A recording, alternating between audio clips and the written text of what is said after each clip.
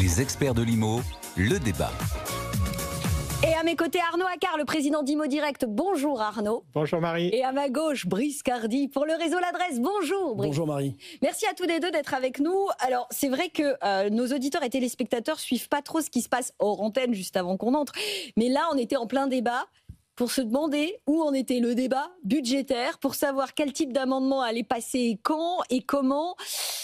Autant dire que c'est à peu près le climat qu'on a tout autour de ce marché locatif et de ce fameux statut du bailleur privé qui va arriver d'une manière ou d'une autre en débat à un moment ou un autre. Le fait est qu'aujourd'hui, il s'agit quand même de répondre à cette crise du marché locatif et surtout à cette crise de confiance des propriétaires bailleurs. Et on va démarrer là-dessus, je pense, nos échanges. Comment, pour vous, elle s'illustre parfaitement dans ce que vous rencontrez au quotidien auprès des propriétaires bailleurs, cette crise de confiance? Messieurs, je ne sais pas lequel souhaite démarrer. Je peux démarrer. Elle s'exprime de manière très très simple. Il n'y en a quasi plus des nouveaux investisseurs. Donc tout le problème est là. Bon, ceux qui étaient là, ils restent? Même pas? Ceux qui étaient là, oui, pour la plupart restent. Ils ont pour la plupart aussi des taux d'intérêt qui étaient intéressants puisqu'ils les ont contractés pendant les bonnes années.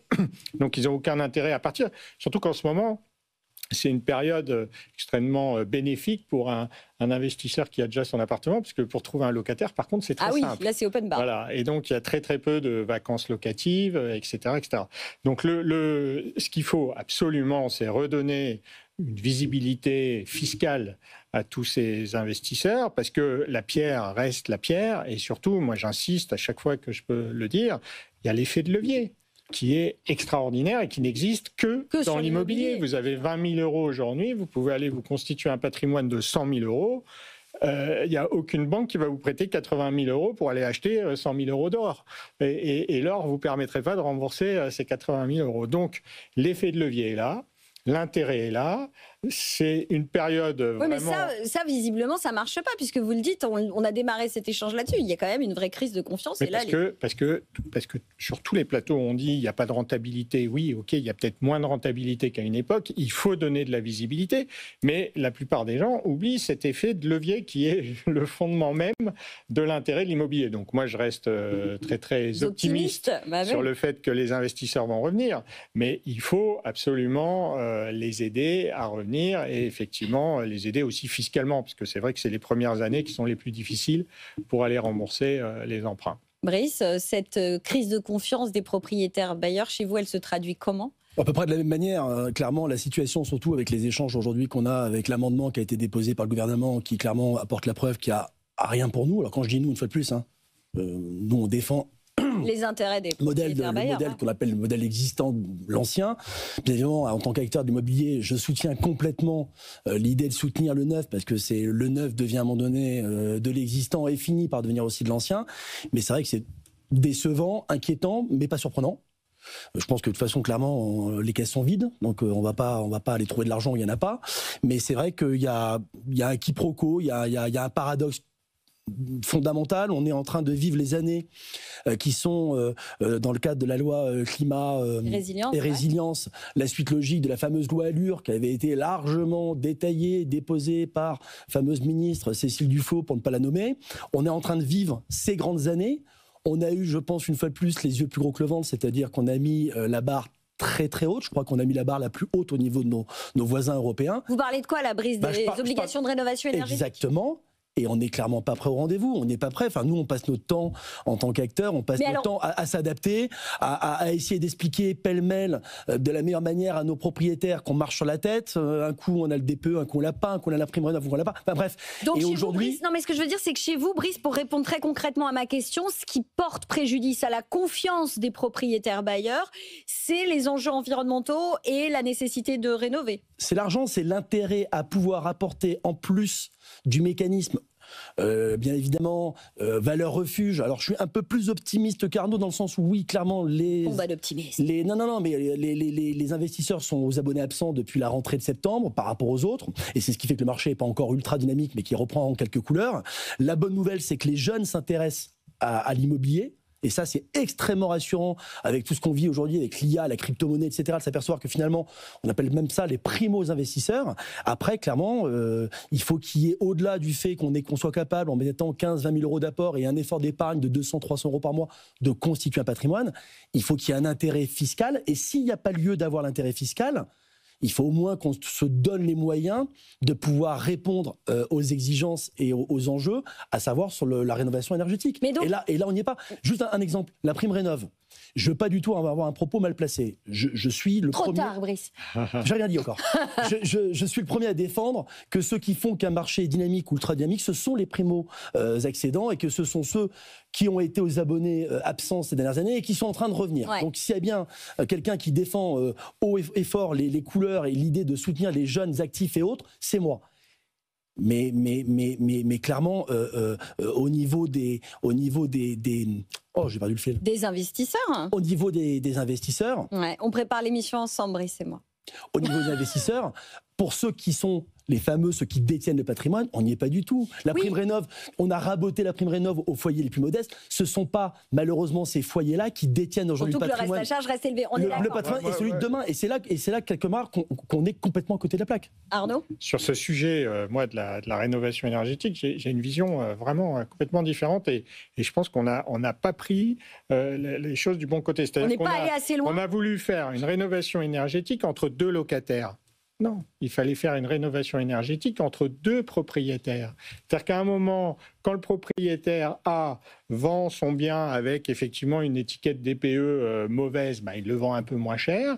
Et celui qui l'achète aurait intégré, parce que de toute façon, il y a toujours des travaux de rénovation, la rénovation classique plus la rénovation énergétique, éventuellement un petit prêt à taux zéro, le petit bonus de l'État, ça coûtait zéro à personne. Il n'y avait pas d'interdiction de louer. Arnaud, je ne peux pas vous laisser dire ça. Mais je ne peux pas vous laisser dire ça, Arnaud. Parce qu'en fait, il y a beaucoup de propriétaires bailleurs, vendeurs qui sont incités à vendre précisément parce qu'ils ne veulent pas faire les travaux. Non, si aujourd'hui, je les oblige pas. Comme c'est déjà fait actuellement. Donc le locataire, OK, il habite dans un logement. Il faut plus que geler les loyers pour vivre dans une passoire. Pour certains, moi, ce n'est pas mon cas à date et je remercie mon propriétaire bailleur.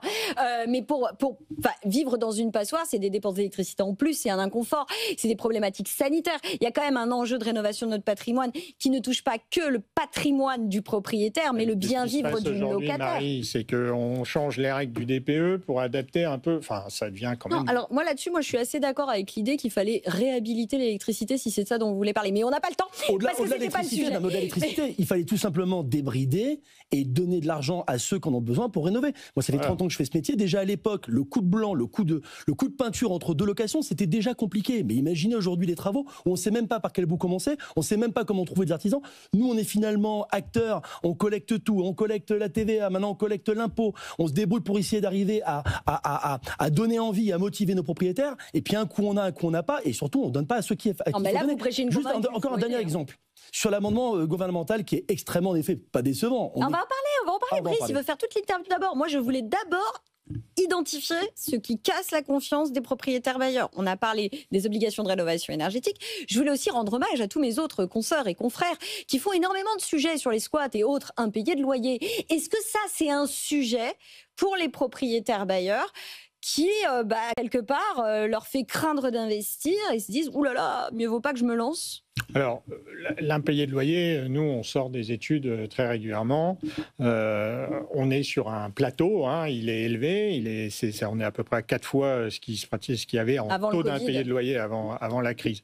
Aujourd'hui, avec les assurances loyers impayés, c'est plus un sujet. Oui, mais certains vont vous dire que ça rogne le rendement finalement de l'investissement. Oui, mais à l'inverse, comme je le disais, le taux de vacances locatives, il n'a rien à voir avec l'avant Covid. Donc, et ça coûtait beaucoup plus cher qu'une assurance.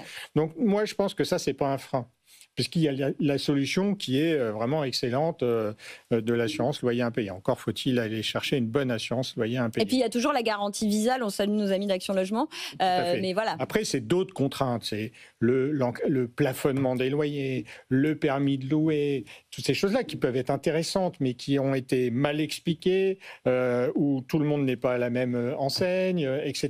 Et ça, c'est compliqué, parce qu'un investisseur qui va acheter un bien à un prix donné, L'année d'après, il y a le plafonnement qui arrive. Bon, bah, tout son modèle économique peut s'écrouler. Donc, c'est ça. Mais moi, j'ai l'impression, enfin, je sais pas, arrêtez-moi si je me trompe, messieurs, mais j'ai l'impression que c'est plus une peur. Comme par essence, la peur, elle est souvent irrationnelle. Mais que techniquement, par exemple, à Paris, les loyers sont plafonnés, mais enfin, ils n'ont pas arrêté d'augmenter depuis le plafonnement des loyers. C'est juste la hausse qui a été finalement un peu capée parce que, bah, effectivement, sinon, ils avaient tendance à s'envoler un peu trop, quoi. Est-ce que véritablement, enfin, c'est une question que je vous pose, c'est est-ce que techniquement, il y a des propriétaires bailleurs qui perdent beaucoup d'argent à cause du plafonnement des loyers? Alors, ça, c'est un autre sujet. Donc, on est plus sur l'histoire des impayés. Oh, on peut reparler des impayés. Parce que les impayés, même si c'est très à la marge, n'empêche qu'on avait fait un sondage à la rentrée de cette année. Ouais, je me souviens. Et le premier sujet qui contraint et démotive les propriétaires à investir, c'est le risque d'impayé et le squat. Parce que finalement, le squat, on n'a jamais autant parlé avec la loi. Mais ce qui est quand même dingue, parce qu'encore une fois, c'est ce qu'on se disait là avec Arnaud, c'est-à-dire que quand bien même on est sur un plafond et sur un niveau qui reste quand même très élevé aujourd'hui d'impayés, on reste sur une extrême minorité. D'après vos chiffres, on est autour de 3,5%. Ouais, 3%. Enfin, à un moment donné, 3,5%, en gros, ça veut dire que j'ai 97% des locataires qui payent. Et pardon, mais ces 3,5%, quand on demande à certains gestionnaires, ils nous expliquent qu'à l'intérieur de ces 3,5% en fonction des chiffres et des réseaux, il y a une extrême minorité qui va véritablement devant les tribunaux parce qu'on n'arrive pas à régler le truc. En réalité, dans la plupart des cas, ça se règle à l'amiable. Le problème, c'est que médiatiquement, on entend partout les cas X ou Y parce que quand ça arrive, c'est effectivement dramatique souvent pour les propriétaires, mais ça reste ultra minoritaire. Oui, mais malheureusement, vous avez toujours dans votre connaissance, dans votre entourage proche, quelqu'un qui a connu ou quelqu'un qui vous raconte. Mais vous avez 4 millions de mal logés et on stigmatise aujourd'hui les locataires. Oui, clairement. Je dis ça, voilà. Bon, sur les impayés, ok. Maintenant, il nous reste que 8 minutes et comme je sais que vous êtes à fond sur cet amendement gouvernemental, sur le statut du bailleur privé, on le disait, la problématique, redonner envie du coup face à ces inquiétudes rationnelles ou non. Et ce qui donne envie, c'est la rentabilité. Et donc, on l'attendait, ce statut du bailleur.